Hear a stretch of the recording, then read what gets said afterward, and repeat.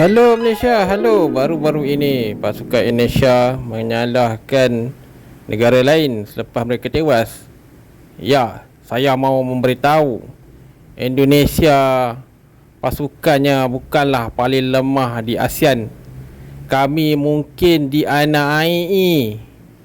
Okey guys, Belanda, Indonesia menggunakan pasukan Belanda kelas 3 untuk masuk Piala FFF 2026. Kebanyakan player yang mewakili Indonesia juga adalah daripada Belanda. Ini adalah player anak-anak company Indonesia. Ya, malam ini Indonesia akan buktikan kita akan membantai Vietnam. Begitulah. Selepas waktu permainan 20 minit, pasukan Vietnam mula menyerang betul-betul dan berjaya menjaringkan gol pertama.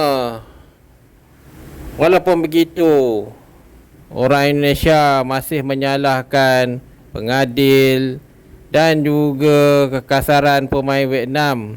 Itulah alasan. Selain membangga dengan orang Indon, mereka juga mengakui bahawa ya, pemain ini adalah kelas-kelas terbaik daripada keturunan Indonesia. Rondok Iring, kita bukannya level Asia, kita levelnya Piala Dunia. Bangga. Saya bangga sebagai anak-anak company, hasil daripada ibu bapanya dulu. Kita berjaya mewujudkan sebuah pasukan yang kuat. Gitulah. Selepas kalah, mereka menyalahkan Vietnam. Walaupun menggunakan keseluruhan pemain Belanda, Indonesia tetap kalah. Tetapi malangnya, mereka berkata bahawa kemenangan Vietnam adalah tidak sah. Saya mendakwa bahawa FIFA berpakat untuk menjatuhkan tim Indonesia. Mereka juga menuduh bahawa pemain Vietnam mengambil dadah. Okey guys, Vietnam akhirnya membelasah pasukan Indonesia. Ya, saya tak pernah jumpa tim yang seperti ini. Sangat sombong. Lihat betapa lemahnya mereka. Kami sudah buktikan bahawa tim Vietnam lebih baik daripada tim Indonesia. Ini adalah gerakan kilat pemain Vietnam yang secara solo menggunakan taktik counter attack. Pemain Vietnam juga dilihat lebih laju dan tidak lembik seperti pemain Indonesia. Gitulah akhirnya. Jom kita tanya veteran Vietnam. Ya, saya merasakan bahawa Indonesia bangsanya tidak layak bermain bola kerana terlampau lembik. Boleh dikatakan terlalu lemah. Bukan level kami. Bukan saja lembik, level lemah. Mereka perlu berlatih dulu untuk berjumpa dengan Vietnam. Vietnam adalah pasukan Asia, tetapi Vietnam hanya menggunakan tim kelas C saja.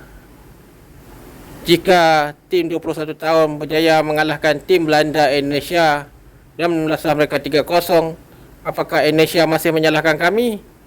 Wasit curang? Saya rasa malu bertemu dengan tim Indonesia. Begitulah. Bukan saja tidak reti bermain bola, pemain Vietnam juga berkata, tim ini adalah tim bocah bagi kami di Vietnam. Tim ini wajar dibubarkan kerana memalukan sebuah negara. Begitulah sifat pemain Vietnam.